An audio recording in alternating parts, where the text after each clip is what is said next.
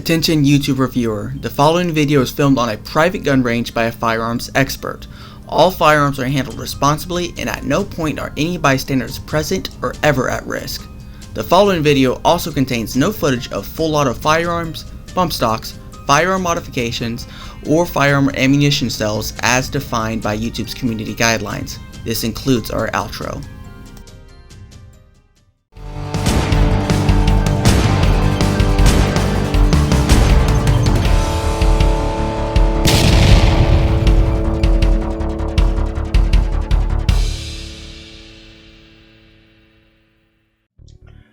Alright guys, so today's video is a little different because it originally was a live stream that I did over on Rumble for an unboxing of a Bren MkII Parts kit that I bought from Royal Tiger Imports.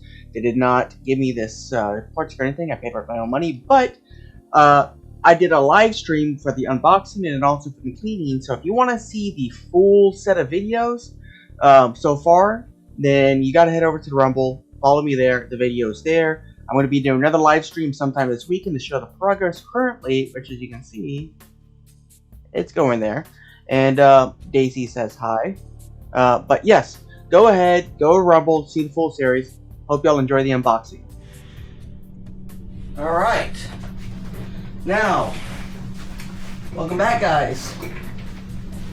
This is going to be the first unboxing live stream with the new lighting that I have. I have two big lights right there, which are a little distracting, but you know, it is what it is. I have my phone open with the chat right here, so if anyone's up, this isn't going to be a particularly long stream, just because all I'm doing is unboxing this right here. Yeah, so here's what we got here. This is supposed to be a Bren MkII parts kit that I got from Royal Tiger Imports. I bought this with my own money. They did not send me this. This is something that's been on my bucket list for a while as far as a parts kit to go. So I've really been wanting one for a while. So here's what I do know for a fact is not in here. The gas regulator and a complete barrel. That's what I know is not in here. Everything else should be in here. I have no idea. So let's say everything I got here. I got myself some paper towels in case I gotta wipe some stuff down. I have no idea what the condition is here, how oily or greasy or cosplaying this is. I have no idea. That's why I'm also going to be using a couple gloves to open this up. Because if this thing is really greasy and cosmoline covered, then I really don't feel like getting that all over my hands tonight. Especially since I have other stuff to do today. So I'm going to get these on here. If I can get this glove on right. Now, I am going to be trying to watch my mouth just a little bit because I am also filming this for the YouTube video. And the full-length video that's going to be edited, chopped up, that's going to go with this as well. So, the other thing I got is a retro K-bar to cut open the box and any other tape or whatever might be in here. So I'm going to turn this around like so. Okay.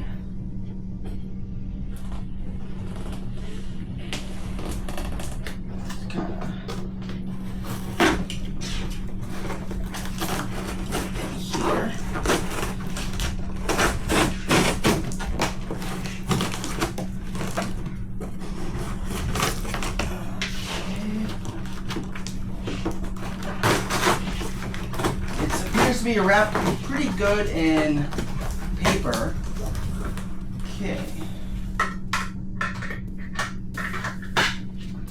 Set this right here. Set this over here. Let's open this up. Back here. So just toss this paper over here. There we have bubble wrap. Alrighty, here's one thing of bubble wrap. We're gonna set this here. I'm gonna get all the pieces out, set them on the table, and then move the box out of the way. That way we can kind of see a little bit better here.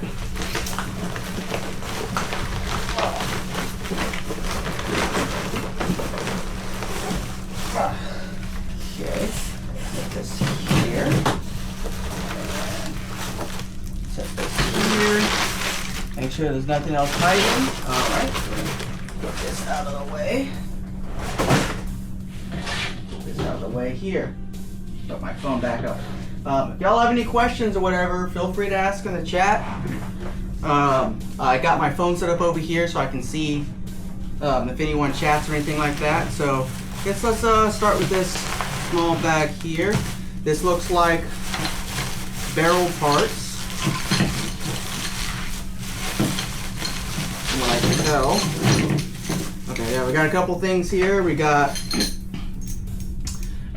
the handle for the barrel, which appears to be missing there should be wood here, I think. So that is missing there. But otherwise looks actually in pretty good shape. I'm going to go ahead and set this here. We have the barrel release here. Okay, we have our bolt right here. Once again, not too bad looking. Yeah, not too bad looking. We have our rear sight, it looks like. Huh. Kind of, I think this is a rear sight. Okay. I believe this is the dust cover and some type of flat spring. So, take this out of the way. Alright. Go over to the next small one. Okay, this looks like receiver pieces.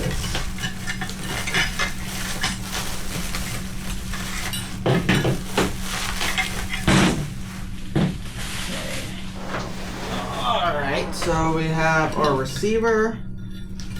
This looks like our charging handle. There. Okay. Okay, we got our receiver here.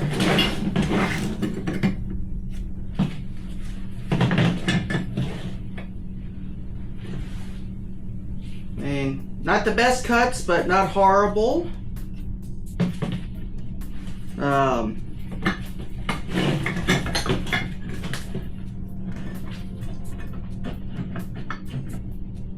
Actually, not that bad. That looks pretty good, actually. It looks pretty good. That actually looks like that can be put together pretty good. The only thing that's gonna suck is right here, this section here for the charging handle. That's gonna be a little tricky. I'm gonna have to literally remake that, but and that little channel is gonna be a little tricky to do. But overall, the receiver itself does not look that bad. I'm missing the back piece here. I'm gonna have to find it. Hopefully it's in here somewhere. So let's set this off here to the side. The markings are all okay. This is a 1943 production. So World War II production. So let's set this up over here. I am missing the back part of the receiver, so hopefully it's in here. This is a big chunk.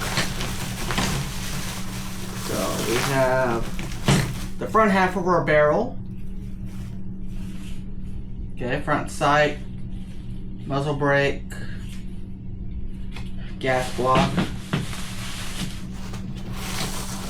our gas piston and bolt carrier. Not bad. Looks pretty solid. Nothing too crazy going on there. There's our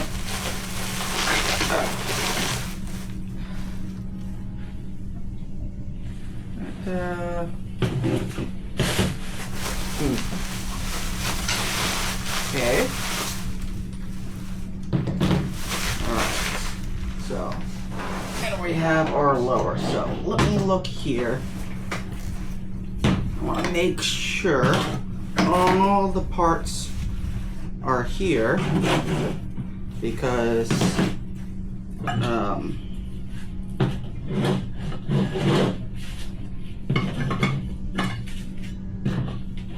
not being here is kind of a pain. Aha! There we go. So all parts are here. Okay.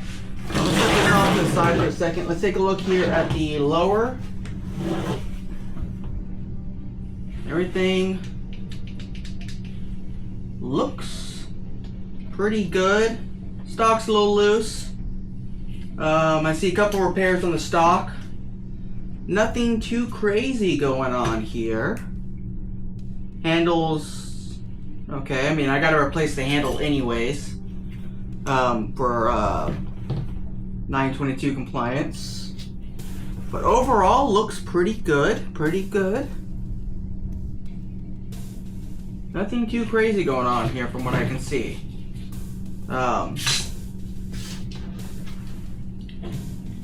As far as I can tell, we have everything that is supposed to be here. From what I can tell. I don't know if I'll be able to slide any of the receiver pieces on here or not.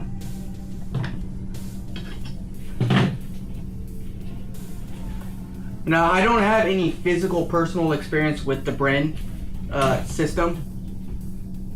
So, you know, kind of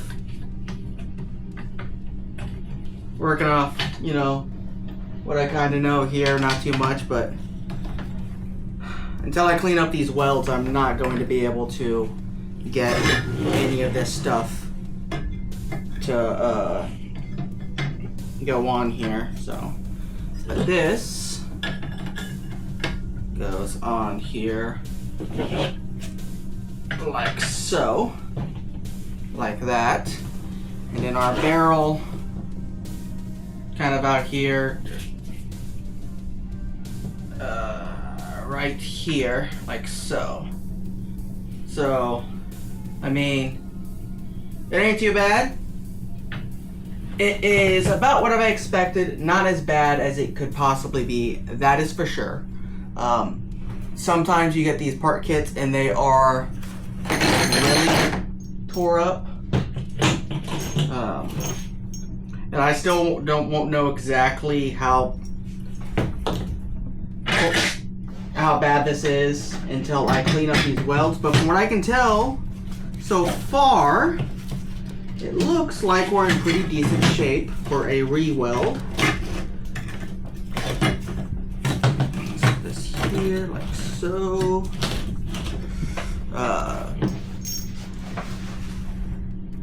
Can't really do much with anything else right now. Pretty sure. Where is this goes? Something like this. Something right up in here, like so.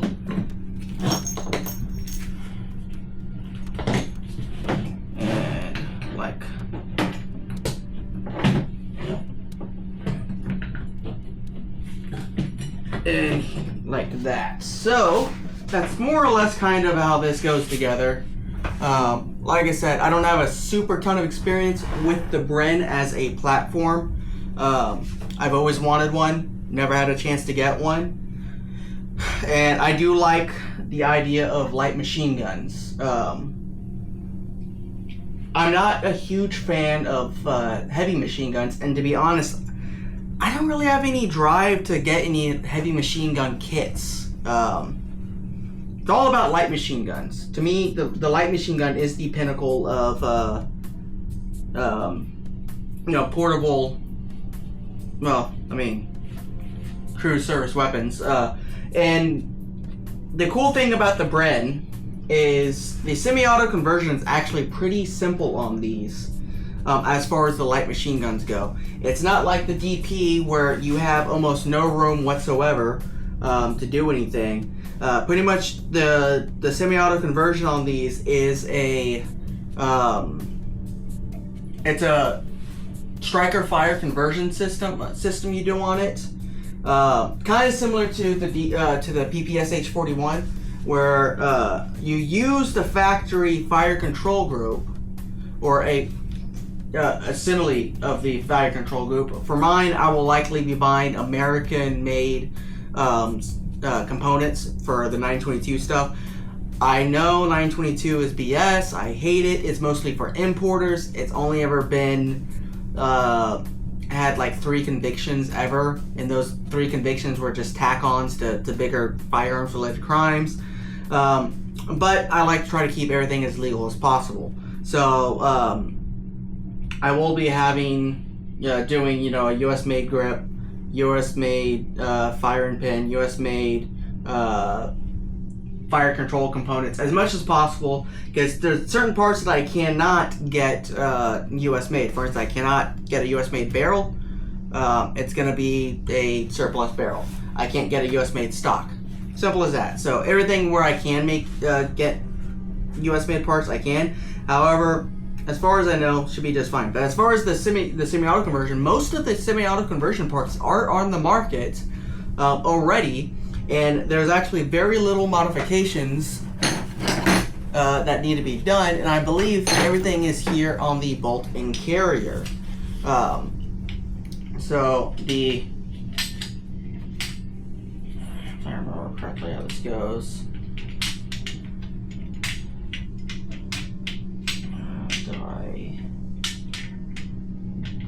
go ahead and try to turn it on first? Alright. Trying to, how does this go on? You would think it goes on like that. Maybe it's supposed to thread on there, or not thread on, but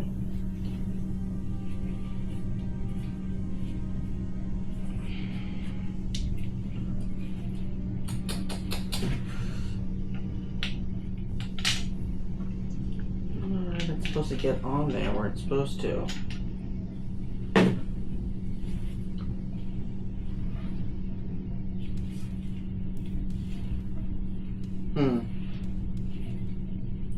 I might have to look into this. So basically what you do, from what I understand, is you replace the firing pin here inside of the bolt with a longer extended firing pin, and then I think if I remember correctly, you make a cut groove through this little section right here on the carrier. That way the new firing pin can come through, and it sticks out the back of the bolt back here, and then that's how it fires. You add a new slide hammer in with the dome spring, and that's what smacks the back of the bolt, the firing pin, and makes it fire. So. I wonder where's the serial number is on this thing. I want to see if everything's numbers matching. SR.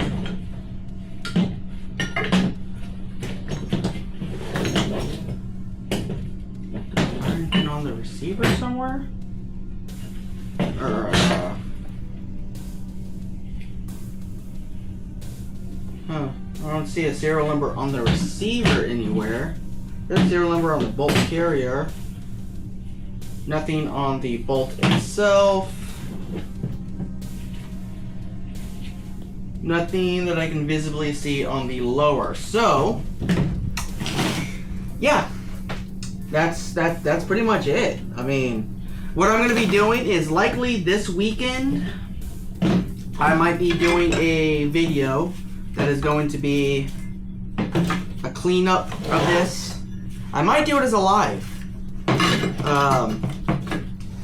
Yeah, I might do it as a live, just to, I'll be doing like I do with all my kits, or I'll have my tub here full of water, purple power, and toothbrushes and gloves, and I will just be going ham on this thing, cleaning it up. There's a lot of stuff I can't really see, especially here on the lower. It's got so much stuff caked on it.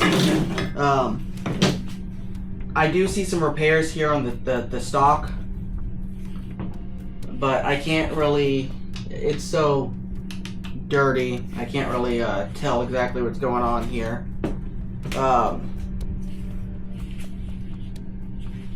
yeah, it's really caked with stuff. I have to look and see where these came out of. I'm assuming they came out of Ethiopia, like a lot of RTI's parts kits that they've been getting lately. And I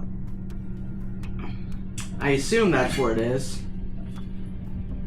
167. But, I mean, overall, it looks pretty decent. Some of the slag is going to be a bit of a pain to get out.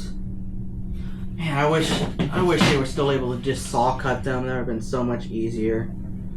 Some of these channels are going to be pretty challenging with a re-weld, to be honest. Especially here for the bolt, the charging handle.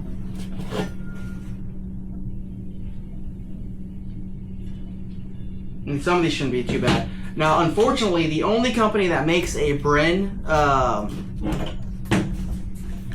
welding jig right now is out of them and doesn't have any. So I'm on a waiting list to get one of those. So what I'll probably do is I'll be going through and just collecting all the parts for this rifle and getting it put together. Getting all the parts that I want put together. I'm probably am not going to be doing much work on this rifle this year.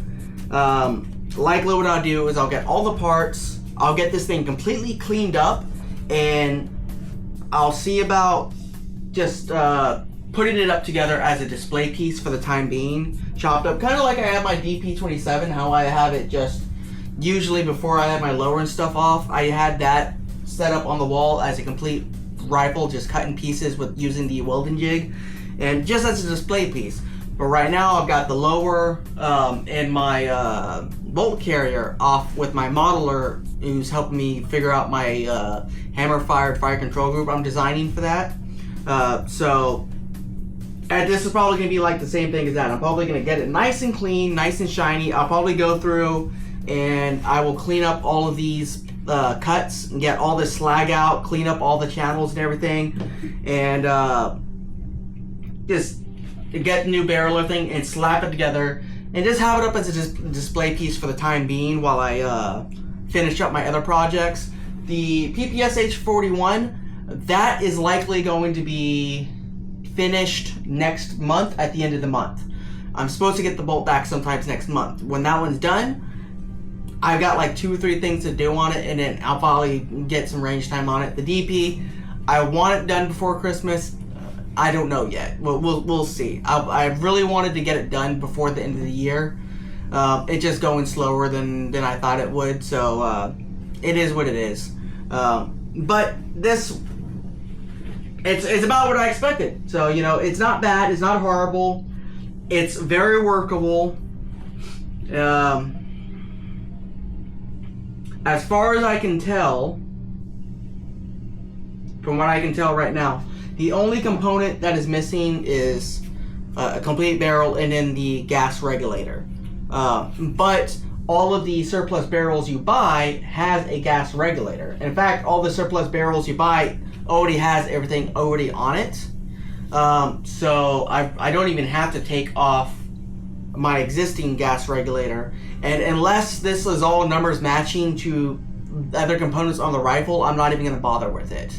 To be honest, there's not much of a point in swapping everything out onto a new barrel unless stuff's number matching, and I can't tell right now if this is a numbers matching gun. There's no telling. I mean, this thing was made during World War II in 1943. It probably served for another 20 years after that before it got surplused out. And there ain't no telling where this thing's been or how many parts have been jerry-rigged onto it from other guns to keep it functional. So I'm not terribly concerned with numbers matching on this particular rifle, but it would be nice if it was, because I would like it to be numbers matching if possible. It would be nice. I feel like something.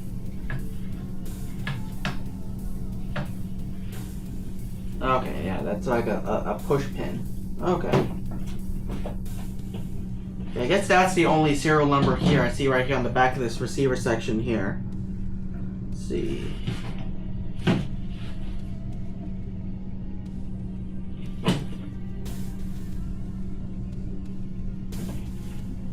Well, it doesn't match the carrier.